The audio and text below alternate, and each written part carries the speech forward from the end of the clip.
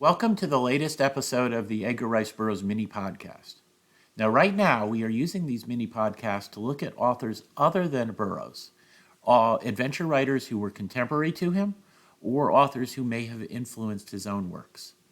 Today, we are going to begin what will be a four-part look at the Jules Verne novel Journey to the Center of the Earth. Now, as a kid, I read and I loved 20,000 Leagues Under the Sea. But for whatever reason, I didn't get around to reading Verne's other books until I was an adult.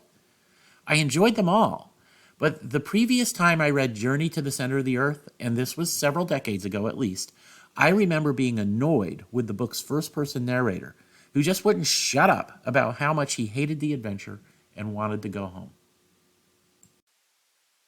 But this is a book that popularized the subgenre of subterranean fiction. It's not the absolute first to do so. There were several nearly forgotten works of early science fiction or utopian fiction that used the idea of a hollow earth. And to be accurate, the characters in Verne's novels only descend about 80 or 90 miles into a continent-sized cavern, but there's no indication that the earth is literally hollow, as it would be in ERB's literary universe. As far as Verne's influence on ERB is concerned, it's very likely that the initial inspiration for the Pellucidar books came from a self-published and supposedly nonfiction book titled Journey to the Earth's Interior by Marshall B. Gardner. Now, this first appeared in 1913, a year before At the Earth's Core, the first Pellucidar book. Gardner describes a hollow Earth very similar to how ERB describes Pellucidar. All the same, Verne's books, including this one, were included in ERB's personal library. So it seems reasonable to assume that we might not have had Pellucidar without Verne.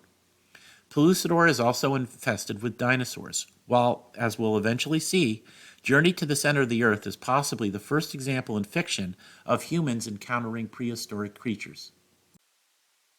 I would like to thank my podcast partner, Jess Terrell, for most of this information about Verne's influence on Burroughs. Now, I'm currently rereading the book via an app called Serial Reader, which sends me one chapter of the book each day. I'm reading it along with my wife Angela, who will, as she always does, have intelligent insights that I will to share that I will pass on in this podcast.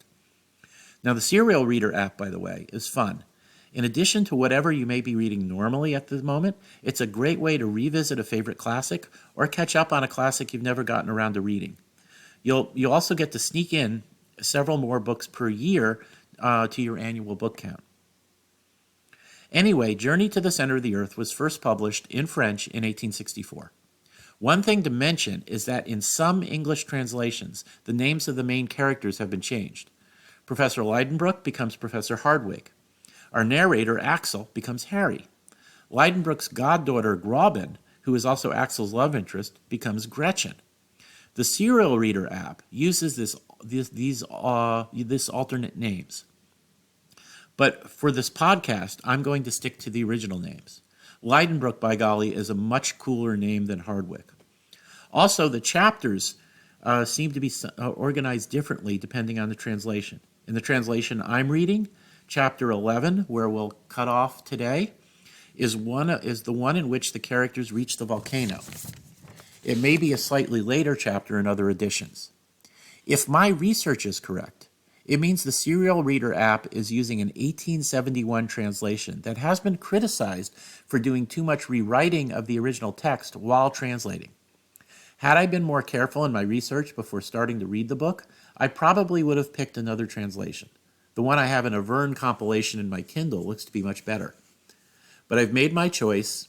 I do want to read this on the app along with Angela, and so by golly, I'll stick with it this time. Now, the book opens in Hamburg, where the noted mineralogist Lidenbrook and his nephew and assistant Axel, who's an orphan, live and work. The book starts out strong with an interesting mystery. Lidenbrook has acquired an old Icelandic manuscript. Inside this, he finds a cryptic note written by the 16th century alchemist named Arni Saknussemm. I'm probably going to pronounce that differently every time I say the name throughout this podcast. The note, at first, seems to be in a strange code. Lidenbrook transliterates the message into Latin, but it still seems like gibberish. It's Axel who eventually deduces that you have to read it backwards to have it make sense.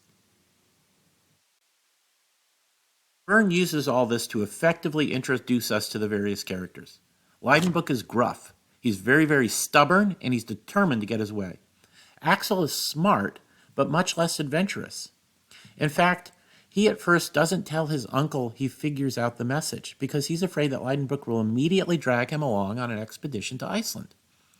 But Leidenbruck refuses to allow either of them to eat until they do solve the message. So Axel eventually breaks down and tells Leidenbruck he's figured it out.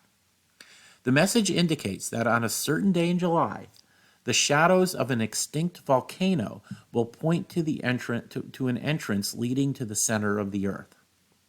As poor Axel feared, Leidenbruck immediately decides to follow up on this.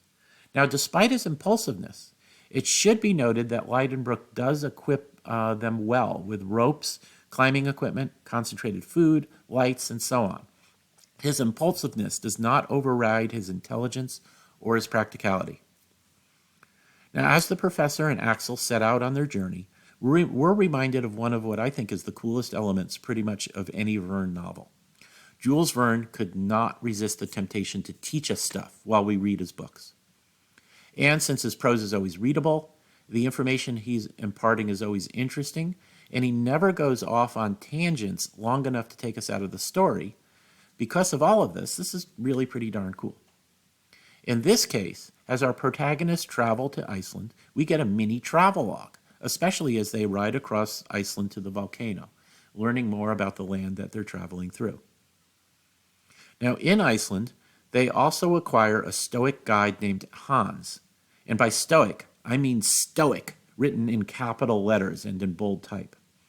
He often speaks in single-word sentences, shows no emotion, and simply sets out to do the jobs he's given without comment. And he does that extremely well and extremely competently. He is going to keep the expedition alive, often in future chapters. He usually works as an eiderdown hunter, a background he's given mostly so that Verne can tell us in a few brief paragraphs about eiderducks.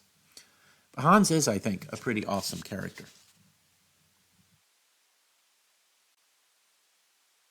When they arrive in Iceland, Leidenbruck learns that Arni Saknussemm had been declared a heretic and his works burned, which explains why only the obscure and hidden note from him is all that still exists of his discoveries. The journey across Iceland also gives Verne a chance to show off his too rarely demonstrated sense of humor. Riding horses, at one point, the expedition needs to cross a river. It's about 3 miles wide. Axel is reluctant to put the horses to this test. But here I'm quoting from the novel. My uncle would not wait. He spurred on to the edge. His steed lowered his head to examine the nearest waves and stopped. My uncle, who had an instinct of his own, applied pressure and was again refused by the animal, significantly shaking his head. Then, following strong language and the whip, But the brute answered these arguments with kicks and endeavors to throw his rider. At last, the clever little pony, with a bend of his knees, started from under the professor's legs and left him standing upon 2 boulders on the shore, just like the Colossus of Rhodes. End quote. And the professor then discovers that there's a ferry for crossing the water, so his struggles to force the horse across the water is as unnecessary as it is amusing. Now, chapter 11 ends with the party reaching the volcano, in which they will find the entrance to the Earth's interior. Axel, this whole time, has been worried about the danger and consoling himself by thinking that the most they will find is a large crater and the whole entrance into the interior Earth thing is nonsense. All the same, he makes one last effort to talk Leidenbruck out of continuing. The professor, who seems incapable of recognizing or empathizing with Axel's fear, simply explains that the volcano is extinct and unlikely to erupt, and of course they will continue. Hans agrees to continue on with them as they descend into the earth. That means that a huge amount of supplies are divided among 3 people. As much as Verne likes to keep his stories realistic, I wonder if he cheated a little in this regard. They're carrying a lot of stuff, and it seems likely they would have needed a larger team of porters to bring it along. On the other hand, maybe Hans is just really good at packing stuff in a compact manner. Well, it's taken 11 chapters to get our heroes to the entrance to the underworld. This isn't a criticism, since Verne's straightforward prose carries us along, while Lidenbrook and Hans are great characters. Axel is still proving a little whiny, in my opinion at least. Angela disagrees. She thinks that he's been expressing legitimate concerns, and I can't really disagree with that. And so far, I'm not feeling as judgmental towards him as I was when I first read this years ago.